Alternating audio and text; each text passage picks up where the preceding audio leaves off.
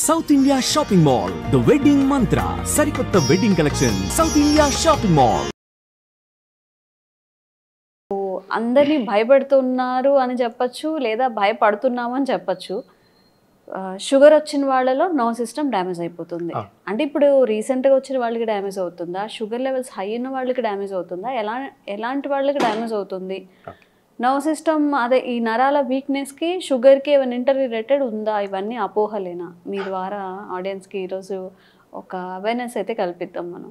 అంటే యాక్చువల్లీ చూడాలండి, ఇప్పుడు షుగర్ ఎక్కువైంది అనుకోండి, ఆ షుగర్ ఎక్కడ డిపాజిట్ అవుతుంది, ఆ షుగర్ లెవెల్స్ ఏ ఆర్గాన్ మీద ప్రభావితం చూపిస్తుంది, ఇది అబ్జర్వ్గానే చేస్తే షుగర్ అనేది ఓవర్ షుగర్ అంటే షుగర్ ఎక్కువైనప్పుడు మాత్రమే నర్వస్ సిస్టంలో డ్యామేజ్ అనేది వస్తుంది.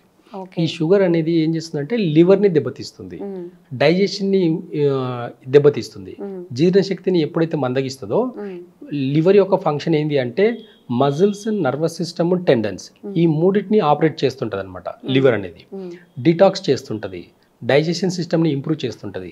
ఇవన్నీ దెబ్బతినేసరికి షుగర్ వల్ల ఈ లివర్ దెబ్బతినడం వల్ల ఈ మజిల్ సిస్టమ్, నర్వస్ సిస్టమ్ కూడా అన్నీ కూడా దెబ్బతినడం వల్ల అరికాలకు తిమ్మిర్లు రావడం, లేదంటే నర్వస్ సిస్టంలో కాల్ చేయి ఒకటి లాగడం, హెడేక్ రావడం, బ్రెయిన్కి ఎక్కువ అంటే ఇక్కడ నుంచి ఇక్కడికి ఇలాంటివి రాగడం. చాలామందికి షుగర్ పేషెంట్లకు పక్షవాతం వచ్చే అవకాశాలు ఎక్కువ ఉంటాయి అంటారు. రీజన్ ఏంటి అని అంటే వాళ్ళకు ఇండైజెషన్ అయిపోయేసరికి లివర్ అనేది ప్రాపర్గా డైజెషన్ చేయకపోగా లంగ్స్ కూడా దెబ్బతింటాయి. లంగ్స్ దెబ్బతినేసరికి బాడీకి నర్వస్ సిస్టంలో అంతా కూడా అప్ అండ్ డౌన్లో బ్రెయిన్కి కావాల్సిన ఆక్సిజన్ సరిగా అందకపోయేసరికి బ్రెయిన్ స్ట్రోక్స్ వస్తాయి. చాలా మందికి షుగర్ వల్లనే బ్రెయిన్ స్ట్రోక్స్ రావడము, హార్ట్ స్ట్రోక్స్ రావడం జరుగుతుంది. రీజన్ ఏంటి అంటే ఇక్కడ లివర్ దెబ్బతినడం వల్ల, హై షుగర్ అనేది లివర్కి దెబ్బతినడం వల్ల నర్వస్ సిస్టంలో డ్యామేజెస్ వస్తున్నాయి. ఆ నర్వస్ సిస్టంలో కొలెస్ట్రాల్ ఏర్పడడం వల్ల బ్లాకేజెస్ వస్తున్నాయి అనమాట.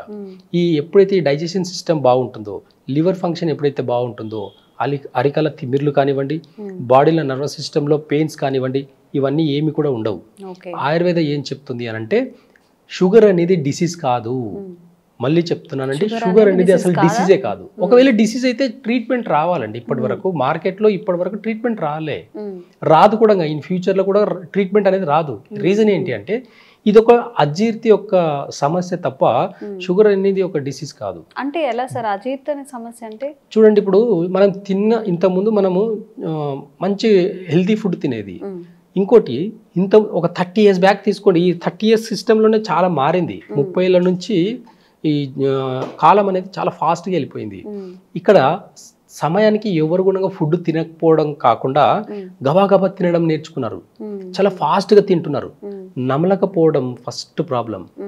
ఏదైనా ఒక ఫుడ్ తింటున్నామంటే ఇంతకుముందు చాలా ఓపికతో చాలా నిదానంగా టేస్ట్ని ఎంజాయ్ చేస్తూ నములుకుంటూ తినేది. అలాంటి సిస్టమ్ అనేది ఇప్పుడు ఎందుకు పాడైంది అని అంటే అందరూ పరిగెత్తి సంపాదించడం మొదలు పెట్టుకుంటున్నారు. ఏ జాబ్లో కూడా వాళ్ళకు టైం లేదు. జాబ్ ఇంపార్టెంట్ అయిపోయింది. నిద్ర, ఆకలి, దప్పికలు అన్నీ మర్చిపోయి వాళ్ళు చేసే పని వృత్తిని చాలా ఇంపార్టెన్స్ ఇస్తున్నారు, కానీ హెల్త్కి ఇవ్వడం లేదు. ఎప్పుడైతే హెల్త్కి ఇంపార్టెన్స్ ఇవ్వట్లేదో ఇవన్నీ ఒక క్రానిక్ డిసీజ్గా మారిపోతున్నాయి. కానీ షుగర్ అనేది ఒక డైజెషన్కి సంబంధించిన ఇష్యూయే తప్ప షుగర్ అనేది క్రానిక్ డిసీజ్ కాదు. ప్యాంక్రియాస్ సరిగ్గా పనిచేయదు. ప్యాంక్రియాస్ ఎప్పుడైతే సరిగ్గా పనిచేయకపోవడం వల్ల షుగర్స్ అనేటివి అప్ అండ్ డౌన్ అవుతుంటాయి.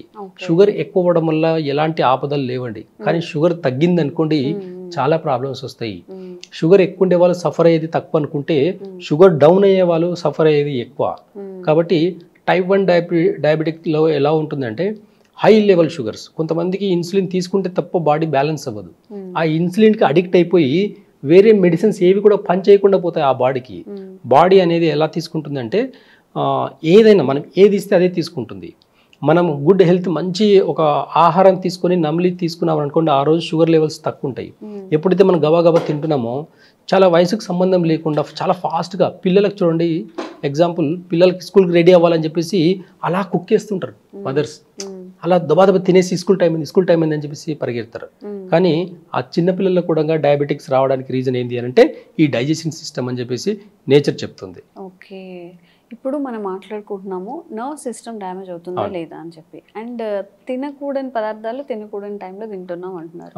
అసలు తినాల్సిన పదార్థాలు ఏంటి? షుగర్ ఉన్న వాళ్ళు తీసుకోవాల్సిన ఆహార పదార్థాలు ఏంటి?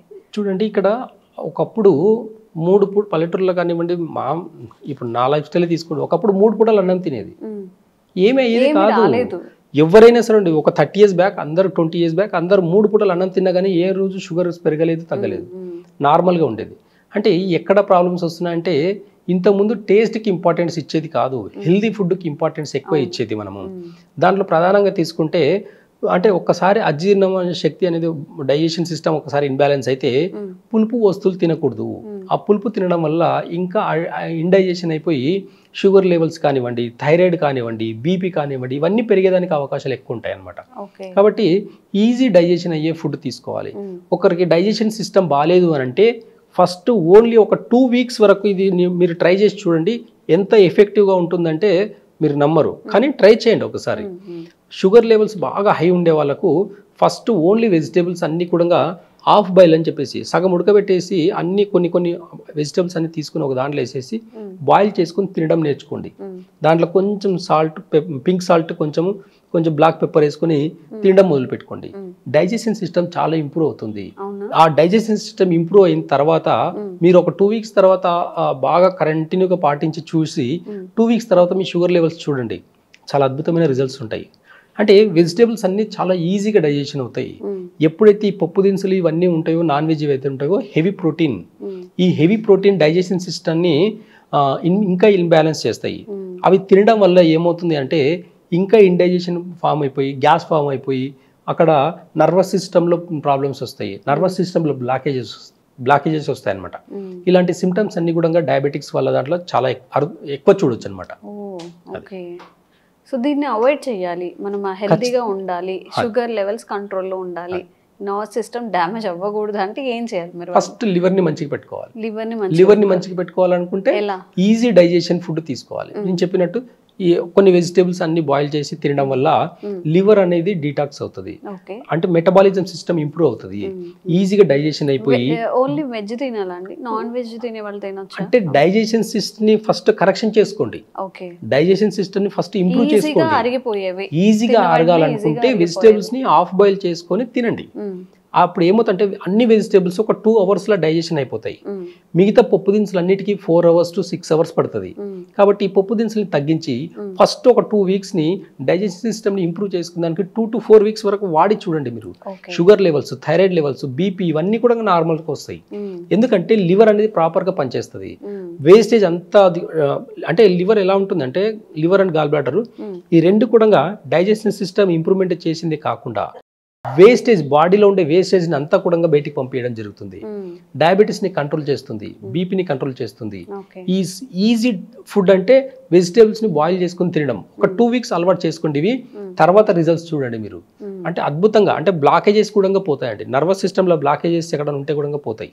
ఎందుకంటే అక్కడ డైజెషన్ ప్రాపర్గా జరిగినప్పుడు విటమిన్స్, మినరల్స్, ప్రోటీన్స్ ఇవన్నీ కూడా బాడీకి ప్రాపర్గా అందుతాయి అనమాట.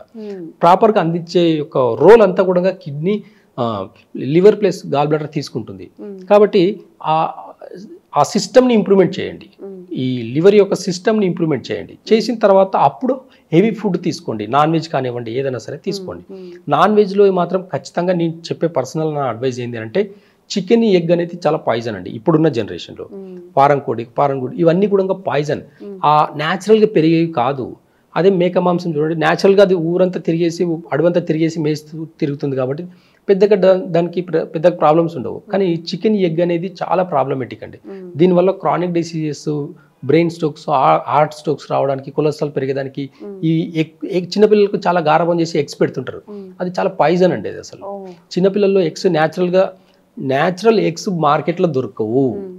మీరు ఎంత ఆర్గానిక్ ఎగ్స్ అని చెప్పేసి అంటే కూడా అవి నిజం కాదు.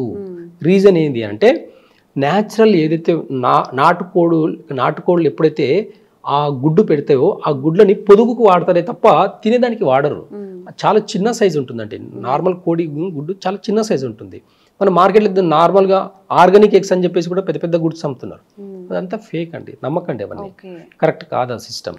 కాబట్టి చిన్నపిల్లల్లో ఎగ్స్ కాల్షియం కోసం అని చెప్పేసి పాలు ఇవ్వడం, కాల్షియం కోసం అని చెప్పేసి ఎగ్స్ పెట్టడం, ఇవి చాలా తప్పులు చేస్తారు. కానీ ఆ ఎగ్స్ ఎంతవరకు హెల్దీ అనేది ఒకసారి మీరు అనలైజ్ చేస్తే ఆ ఎగ్ ఎంతవరకు పిల్లల దాంట్లో ఎంత ఎఫెక్ట్ పడుతుందని చూస్తే మాత్రం ఇంకోసారి పెట్టరండి.